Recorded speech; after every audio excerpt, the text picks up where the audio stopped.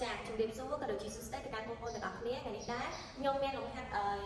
ប្រឡងអនុឆ្នាំ2021ទៅលើលំហាត់កុំភ្លេចមកបង្ហាញទៅកាន់អ្នកទាំងអស់គ្នាចាអញ្ចឹងលំហាត់កុំភ្លេចទី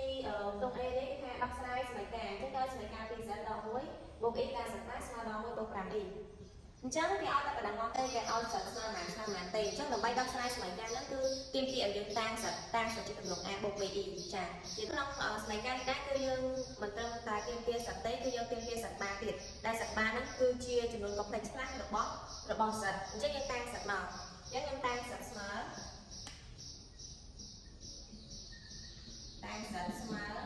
a បូក be អញ្ចឹងយើងមកឲ្យកុំភ្លេចខ្លះសិតបាស្មើអីអញ្ចឹងខ្លះគេថាខ្លះសញ្ញានៅមុខផ្នែកលិមិតចាអញ្ចឹងមិនអាចបូក be អញ្ចឹងសិតបាយើង a ដក be ចានៅពេលដែលយើងតាំងអញ្ចឹងហើយយើងត្រូវការជំនុំសិតដែលសិតបាននឹងចូលទៅក្នុងសមីការនេះដើម្បីដោះស្រាយចាឥឡូវយើងចាប់ដើមជំនុំមកអញ្ចឹងយើងបានអូខេបាន2សិតអញ្ចឹងយើងជំនុំសិតដល់អី a បូក be ដក1បូក e កតាសិតបានយើងគឺ a ដក be ស្មើនឹងដក1បូក 5e ចាអញ្ចឹងហើយយើងគុណពលិកអក្សរទៅមកអញ្ចឹងយើងគុណមកបាន 2a បូក 2be អានេះសញ្ញាដកយើងទុកសិនអញ្ចឹងយើងគុណពលិកអក្សរពីនេះសិនទេដើម្បីកុំឲ្យខុស a ដក be បូក ae ដក b ឥឡូវកន្លែងនេះដោយសារតែបាន e កន្លែងដោយសារ e កន្លែងយើងស្មើនឹងដក1អញ្ចឹងដកខាងនោះយើងទៅជាបូក b ស្មើនឹងដក1បូក 5e ចាអញ្ចឹងយើងចាប់ដើមគុណពលិកសញ្ញាដកនេះមក 2a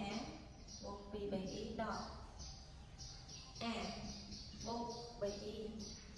ដក ae ដក b ស្មើនឹងដក1បូក 5e អញ្ចឹងយើងមើលអាណាដែលទូទាត់លេខបានយើងទូទាត់មកហើយយើងបដូរផ្នែកពិតនិងផ្នែកពិតហើយផ្នែកនិមិត្តនិងផ្នែកនិមិត្តអញ្ចឹងនេះ 2a នេះ a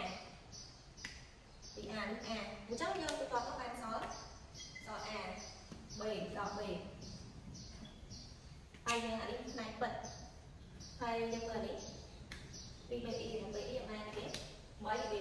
យើងសេបូក 3b ដក a ស្មើនឹងចាមកពេលដែលយើងបានប៉ុណ្ណឹងហើយយើងត្រូវការនេះណាអង្គទី1នេះអង្គទី2អញ្ចឹងដើម្បីរកតម្លៃ AB នេះយើងត្រូវទៅអង្គទី1និងអង្គទី2ដោយឲ្យផ្នែកពិតស្មើផ្នែកពិតផ្នែកនិមិត្តស្មើផ្នែកនិមិត្តចាឥឡូវផ្នែកពិតយើងនេះ A ដក B ហើយផ្នែកពិតនេះដក1ខ្ញុំទៅគេចង់ទីសមីការចឹងបាន A ដក B ស្មើនឹងដក1តាមឲ្យសមីការ1 3B ដក A វាស្មើនឹង5សមីការ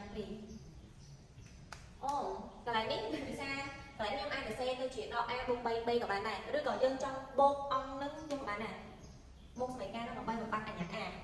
អញ្ចឹងនេះ a គាត់តែវាខ្វែងអានោះអត់មានវិញខុសអីទេ a ដក a អស់ដក b បូក 3b វាស្មើនឹង 2b ស្មើដក1បូក5វាសល់4អញ្ចឹងងំឲ្យ b យើងស្មើ1ចែក2បាន2ចាពេលយើងបាន B ហើយយើងយកអា B ហ្នឹងយើងជ្រុំក្នុងសមីការ1ក៏បានសមីការ2ក៏បានដើម្បីទាញរក A ឥឡូវយើងជ្រុំក្នុងសមីការ1ទៅវាស្រួលជាងចឹងនាំឲ្យសមីការ1បាន A ដក B យើង2ស្មើដក1ចឹង A យើងស្មើប៉ុន្មានដក B ទៅនោះបានដក1បូក2បាន1ឥឡូវយើងរក A ឃើញហើយ B ឃើញហើយចឹងយើងយកអាតម្លៃ A B នេះជ្រុំក្នុងកន្លែងសិតនេះចាជ្រុំកន្លែងសិតនេះចឹងយើងដូចនេះហើយបងដូចនេះចម្លើយនៃសមីការនេះគឺ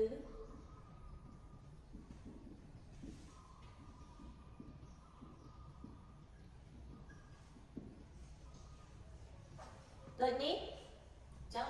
ដូចនេះឬនៃសមីការនេះគឺ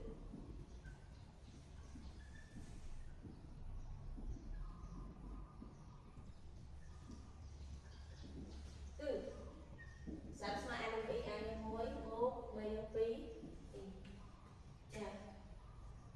ចាប់តុក A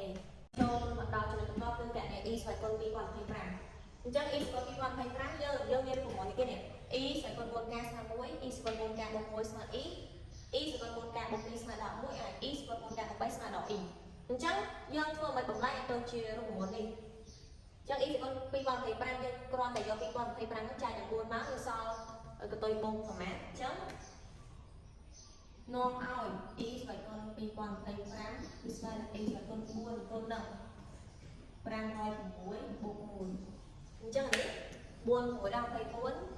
4 5ដល់20អញ្ចឹង20 24អញ្ចឹង2024បូក1ស្មើនឹង2025អញ្ចឹងយើងមើលទៅ y ស្មើនឹង 4k នេះយើងចាត់ទុកថាវាជាការចោះការចោះ 4k បូក1អញ្ចឹង y ស្មើនឹង 4k បូក1យើងគឺ6យើងស្មើនឹង y ចាស្មើ y អញ្ចឹងដូចនេះនេះ y ស្មើនឹង2025យើងស្មើនឹង y ចាកន្លែងហ្នឹងយើងចាំបាច់នេះក៏បានដែរយើងទន្ទេញថា 4k យើងដឹងថា 4k បូក1 4k sorry យើងដឹងថា 4k 4k បូក1 4k បូក2និងបូក3តែដល់ 4k បូក4គឺខួប3អញ្ចឹងកន្លែងហ្នឹងយើងចាំថា1 e ដក1ដក e 1 e ដក1ដក e យើងទិញអញ្ចឹងយើងដឹងតែពីលើ 4k បូក1បូក2បូក3 1 e ដក1ដក e អញ្ចឹងពេលយើងចាំអញ្ចឹងយើងងាយស្រួលយើង reflect កន្លែងហ្នឹងមក1 e ដក1ដក e 1 e ដក1ដក e អញ្ចឹងរបៀបចាំខ្ញុំគឺអញ្ចឹង